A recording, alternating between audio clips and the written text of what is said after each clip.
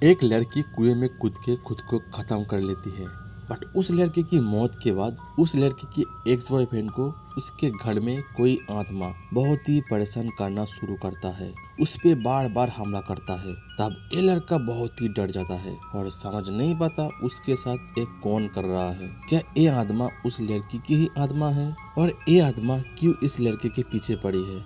आपको अगर जानना है तो पूरा वीडियो देखो। हेलो फ्रेंड्स, आज मैं एक मलयालम हॉरर मूवी DS इरेड की स्टोरी को शॉर्ट में एक्सप्लेन करूंगा। तो मूवी के शुरू में हम मधु नाम से एक आदमी को देखते हैं। मधु एक कॉन्ट्रैक्टर है, बट मधु के अंदर कुछ ऐसी पावर है जिससे उसे पहले ही पता चल जाता है कि आज कुछ तो गलत होने वाला है। इसके अगले ही पल मधु को कॉल आता है, उसके पास की एक लड़की कुएं में कूद के खुदकुशी कर ली है। और ये सुन के मधु घर लौट आता है और यहाँ पता चलती है उस लड़की के नाम कनी है। अब पुलिस आके उस कुएं से कनी की बॉडी को निकलता है। इसके बाद दूसरी तरफ हम रोहन नाम से एक लड़के को देखते हैं। रोहन एक इंडो अमेरिकन सिटीजन है। दरअसल रोहन के फादर एक बहुत ही बड़ी बिजनेसमैन है और वो लोग अब अमेरिका में ही रहता है, पर रोहन को इंडिया में किसी बिजनेस के काम के लिए ही भेजा है। यहाँ पे हम रोहन के बारे में जान पाते हैं। रोहन आमिर बाप के अयासी बेटे है, दारूबाजी, लड़कीबाजी, ओवरऑल एक भागवाई टाइप लड़का है। तो अब रोहन ऐसे ही एक पार्टी में था, तभी उसके एक फ्रेंड कानी की मौत के न्यूज उसे बताता है और यह हमें पता चलता है कानी भी रोहन के साथ ही सेम कॉलेज में सेम बैच में पढ़ती थी। कानी की मौत के न्यूज सुन के रोहन को थोड़ा बुरा लगता है, बट अगले ही दिन रोहन के फोन में कानी और रोहन की चैट और फोटोज को देखकर हमें पता चलता है कानी जस्ट रोहन की क्लासमेट नहीं थी, इसके अलावा भी दोनों के बीच बहुत कुछ हुई थी। फिर रोहन कानी की फैमिली से मिलने के लिए जाता है। तब उस कॉलोनी में रोहन मधु से मिलता है और वो मधु को बोलता है वो कानी की कॉलेज फ्रेंड है, यह कानी की फैमिली से वो मिलने आया है। तब मधु उसे कानी के घर में ले जाता है। रोहन कानी की फैमिली से मिलता है और कानी के लिए काफी दुख जताती है। तब एक घर की मेड आके रोहन को चाय देती है और चाय पी के रोहन छत पे कानी की भाई किरण से मिलने जाता है। और यहाँ पे किरण की हाव से पता चलता है वो अभी भी अपनी बहन की गहरी सदमा में है। यहाँ रोहन किरण से पूछता है क्या कानी के साथ कुछ ऐसी बात हुई थी जिसके लिए वो स्टेप लिया। तब किरण बोलता है उसे तो ऐसी कुछ भी बात पता नहीं जिसके लिए कानी ने एक किया हो। तब रोहन किरण से कानी की रूम को दिखाने के लिए बोलता है एंड दोनों किरण के रूम में आता है। फिर रोहन अपने घर वापस चला आता है, बट वो कानी के रूम से कानी की एक हेयर क्लिप उठा लाया था और वो उस क्लिप को एक ड्रॉअर में रख देता है। फिर इसके बाद रोहन रात को सो जाता है, बट गहरी रात को उसकी नींद खुल जाता है क्योंकि कोई उसके बालों पे हाथ फेर रही थी। पर रोहन आँख खुल के देखता है रूम में और कोई भी नहीं था। तभी रोहन नोटिस करता है कि बेड के एक साइड पे दबी हुई है, मानो वहाँ पे कोई बैठी हुई हो। फिर तभी बेड ठीक हो जाता है और घुंघरू की छन छन आवाज शुरू हो जाता है जो चल के रोहन के तरफ भी आ रहा था। अब रोहन बहुत ही घबरा जाता है और उसे समझ में नहीं आता है एक क्या हो रहा है। तभी वो इस रूम से निकल के बाहर से इस रूम को बंद कर देता है, बट फिर भी उसे रूम के अंदर से उस क्लिप की खटखट आवाज सुनाई देता है, मानो उस क्लिप के साथ कोई खेल रहा हो। तब रोहन उस रूम में दोबारा और नहीं जाता है, बाहर सोफे में ही सो जाता है। फिर सुबह जब उठता है तब रोहन सोचने लगता है कल रात उसके साथ क्या हो रहा था। कोई सपना तो बिल्कुल ही नहीं हो सकता क्योंकि सुबह तो सच में ही सोफे से उठा था। फिर वो अपने रूम में जाके देखता है, बट अब तो यहाँ पे सब कुछ बिल्कुल ही नॉर्मल था। तब बहुत सोचने के बाद भी रोहन को जब कुछ भी समझ में नहीं आता तब वो ऐसा भुला के अपनी काम में लग जाता है। तो पूरा दिन रोहन अपनी रूटीन के काम करता है। फिर शाम को घर में वापस आके आइसक्रीम खा रहा था, तभी अचानक कोई रोहन के बालों में हाथ फेरने लगती है और फिर अगले ही पल में रोहन की कॉलर पकड़ के उसे घसीटने लगता है। बट ये जो कर रहा था वो दिखाई नहीं दे रहा था, यानी वो कोई भूत या आत्मा है। तो ये आत्मा रोहन की गला दबाने लगता है और रोहन खुद को छुड़ाने की कोशिश करता है। तभी वो आत्मा रोहन की हाथ पे जोर से काट लेता है और रोहन के हाथ पे दांत की निशान पड़ जाता है। पर तभी फिर से रोहन की बालों पे कोई हाथ फेरने लगता है और रोहन यहाँ पे बेहोश हो जाते हैं। फिर अगले सुबह रोहन की जब होश आता है उसे मेड से पता चलता है वो जमीन में बेहोश पड़ा था। मेड ने ही डॉक्टर को बुलाया है। फिर इसके बाद रोहन अपनी फोन पे एक फोटो निकालता है जिसमें हम देखते हैं कानी रोहन के बालों में हाथ फेर रही है और हमें पता चलता है कानी को रोहन की बाल बहुत ही पसंद थी, मतलब ये आत्मा कानी की है और मारने के बाद भी वो रोहन की बालों के पीछे पड़ी है। तब रोहन एक स्टीमर लेकर अपनी बालों को छोटा छोटा काट देता है ताकि कानी की आत्मा दोबारा इस बालों से खेल ना पाए। फिर रोहन जाके कानी की पड़ोसी मधु से मिलता है एंड यहाँ मधु को बोलता है कानी की आत्मा उसे परेशान कर रही है। एंड फिर यहाँ हम जान पाते हैं रोहन और कानी 5-6 महीने पहले ही कॉलेज की एनिवर्सरी में जब मिला था तब से दोनों के बीच रिलेशन स्टार्ट हुआ और पहले ही बताया था कि रोहन एक भाग बॉय टाइप लड़का है तो कानी के साथ मिलके बहुत ही मौज मस्ती करते हैं। बट उसके बाद से कानी रोहन से शादी के लिए बार बार बोलने लगती है, पर रोहन को शादी वादी कहाँ करना था, वो तो कहानी को इग्नोर मारने लगता है और एक दिन से तो उसके साथ बात करना मिलना भी बंद कर दिया था। तो कहानी ने खुदकुशी रोहन के वजह से ही तो नहीं किया, ये तो पता नहीं। तब मधु रोहन से पूछता है, मैं तुम्हारा क्या हेल्प कर सकता हूँ। रोहन उसे बोलता है, तुम तो कहानी की फैमिली के पड़ोसी हो, तो कहानी की आत्मा की मुक्ति के लिए उन्हें कुछ करने के लिए बोलो। तब मधु उसे बताता है 12-13 दिन बाद ही कहानी की साथ शांति की रिचुअल होगी, तब तक वेट करना पड़ेगा। तो रोहन भी मान जाता है और ये 12-13 दिन जैसे तैसे डर डर के गुजर देता है। फिर उस रिचुअल के दिन खुद जाके दूर से सब कुछ देख आता है और अब वो घर में आके सुकून से सो जाता है। फिर अगले ही दिन वो घर में एक पार्टी रखता है और यहाँ पे वो कहानी की भाई किरण को भी इनवाइट किया था। फिर रोहन किरण से अकेले में बोलता है, कभी भी तुझे मेरा हेल्प चाहिए तो बोलना, क्योंकि रोहन को शायद थोड़ी सी गिल्टी फील हो रहा था कहानी के लिए। फिर वो किरण के लिए ड्रिंक बनाने लगता है, बट तभी उसे घुंघरू की छन छन आवाज सुनाई देता है जो कि अब किरण की तरफ जा रहा था। रोहन यहाँ पे समझ जाता है कि किरण के साथ क्या होने वाला है। उसे वो बचा नहीं जा रहा था, बट तब तक को आत्मा किरण को कॉलर पकड़ के उसे बैल्कनी से नीचे फेंक देता है और किरण के यहाँ पे हाथ पैर टूट जाते हैं। तब रोहन जल्दी जल्दी उसे हॉस्पिटल ले गया था, इसीलिए किरण की जान बच गया। यहाँ पे मधु रोहन से पूछता है, तुम किरण के साथ क्या कर रहे थे? पर रोहन को तो खुद ही नहीं पता क्या हुआ था और क्यों हुआ था। फिर रोहन घर आ जाता है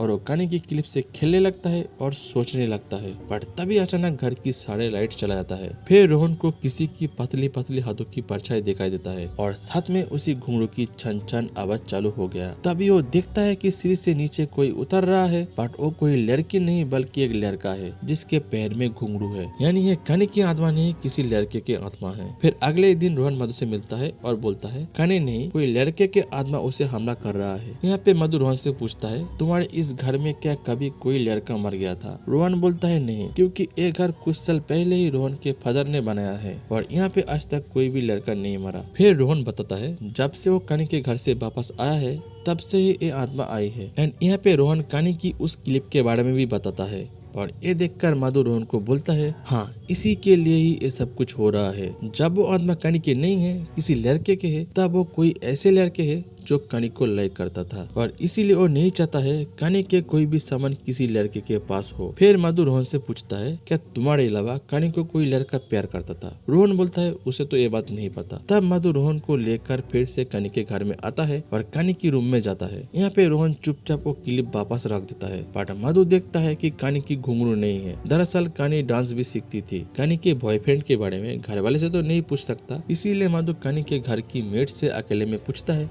क्या कहानी की कोई बॉयफ्रेंड था? तब वो मेड यहाँ बोलती है, कहानी की कोई बॉयफ्रेंड था ये बात तो उसे नहीं पता। तब मधु और रोहन जाके कहानी की एक फ्रेंड से मिलता है और ये लड़की कहानी के साथ डांस क्लास में जाती थी। तब वो लड़की दोनों को बोलती है, कहानी की कोई बॉयफ्रेंड तो नहीं था, बट कुछ दिनों से एक लड़का उसे चुपके से फॉलो करता था और वो लड़का पहली बार एक प्रिंट शॉप के पास से ही कहानी को फॉलो करना शुरू किया था। फिर रोहन उस लड़की से पूछता है, क्या वो लड़का लंबा सा पतला सा दिखता था? तब ये लड़की बोलती है, हाँ वो लड़का ऐसे ही दिखता था। अब रोहन समझ जाता है कि उसी लड़के का आत्मा ही उसे हमला कर रहा है। इसके बाद रात को मधु की घर में उस आत्मा ने हमला करता है। मधु को जैसे ही पता चलता है तभी वो भाग के घर की मंदिर में चला जाता है और तब वो आत्मा मधु को कुछ भी नहीं कर पाता। फिर अगले दिन मधु और रोहन उस प्रिंट शॉप पे जाता है और पूछता है, यहाँ कोई लंबा पतला सा देखने वाला लड़का काम करता था? तो इस शॉप के मालिक उसे बोलता है, हाँ उस लड़के का नाम फिलिप है जो कि यहाँ पे प्रिंट का काम करता था। बट फिलिप बहुत ही धार्मिक लड़का था, रोज वो चर्च में जाता था और सिर्फ बाइबल की ही प्रिंट करता था और बाकी दिन वो शॉप के बाहर किसी के लिए वेट करता था। बट कुछ दिन पहले ही फिलिप को सऊदी में जॉब लग गया है, इसीलिए वो काम छोड़ के यहाँ से चला गया है। तब मधु उससे फिलिप की फोन नंबर लेता है क्योंकि फिलिप की एड्रेस शॉप मालिक को नहीं पता था। तब ये दोनों फिलिप को कॉल करता है, बट वो नंबर बंद आ रहा था। तभी मधु और रोहन को याद आता है कहानी के घर की मेड ने बोली थी उसकी बेटे मनु को भी सऊदी में जॉब मिला है। तभी रोहन उस मेड से मिलने जाता है ताकि उसके बेटे मनु से बात करके उसके एजेंट को पता कर सके और फिर उस एजेंट से पता करेगा वो लोग कोई फिल्म नाम से लड़का को सऊदी में भेजा था क्या। तो रोहन उस मेड के घर में आता है और उनसे मनु या उस एजेंट की नंबर मांगता है। तो वो मेड बोलती है, ठीक है देखती हूँ। उधर मधु उस चर्च में गया था जहाँ पे रोज फिलिप जाया करता था। मधु चर्च की फादर से फिलिप के बारे में पूछता है। फादर बताता है, हाँ वो लड़का रोज यहाँ पे आता था और उनके पास तो फिलिप के फोटो भी है। तब फादर मधु को एक फोटो दिखाता है और इस फोटो को देखकर मधु चौंक जाता है क्योंकि ये तो उसी मेड की बेटा मनु है। दूसरी तरफ रोहन उस मेट की घर के अंदर एक लड़के का फोटो देखता है जिसके नीचे नाम फिलिप लिखा हुआ था और अब रोहन को कुछ कुछ समझ में आने लगता है। तभी रोहन एक बंद रूम के अंदर जाता है और यहाँ वो जो देखता है एक बेड पे एक लड़के का डेड बॉडी पड़ा है, वो भी मम्मी की तरह। उसके 2 पैर में 2 घुंघरू लगा है और उसके आसपास खाने के बहुत सारे सामान पड़ी हुई है। बट तभी पीछे से वो मेट रोहन पे हमला करता है और रोहन यहाँ पे बेहोश हो जाता है। फिर यहाँ पे सारे राज खुलती है। मेट की बेटे फिलिप कानी को बहुत ही पसंद करता था, बट फिलिप को कैंसर था, इसीलिए वो कभी भी कानी को अपनी प्यार की इजहार नहीं किया, उसे दूर से ही देखता था। बट फिर एक दिन फिलिप की मौत हो जाता है, पर ये बात फिलिप के माँ मान नहीं पाता।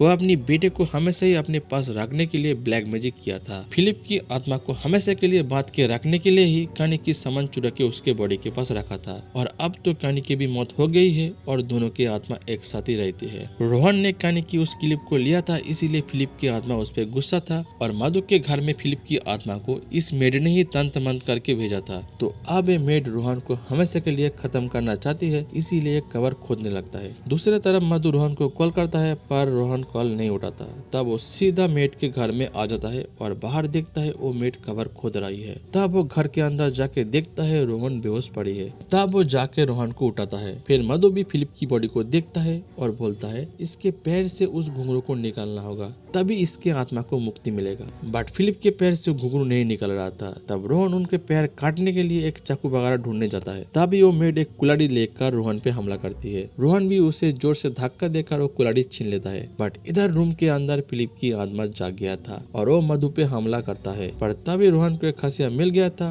वो हसिया लेकर जाके फिलिप की दोनों पैर काट के घुंघरू के साथ ही आग में डाल देता है। बट इससे घुंघरू के साथ साथ पूरे घर में भी आग लग जाता है। तब रोहन मधु और उस मेड को लेकर घर से बाहर निकलता है और यहाँ पे पूरा घर जल जाता है और इसके साथ ही फिलिप की आत्मा को भी हमेशा के लिए मुक्ति मिल जाता है। इसके बाद मूवी की एंड में रोहन अमेरिका वापस जाने वाला था, पर वो फिर से अपने रूम में किसी आत्मा को महसूस करता है। फिर जब वो उस आत्मा को देखता है वो बहुत ही चौंक जाता है, पर वो किसकी आत्मा थी ये हमें नहीं दिखाया और यही पे मूवी खत्म हो जाता है। सो फ्रेंड्स, यही था DS इरेन मूवी की स्टोरी। आपको अगर ये वीडियो पसंद आया तो एक लाइक करो और अगले वीडियोस को देखने के लिए चैनल को सब्सक्राइब करो। Thank you.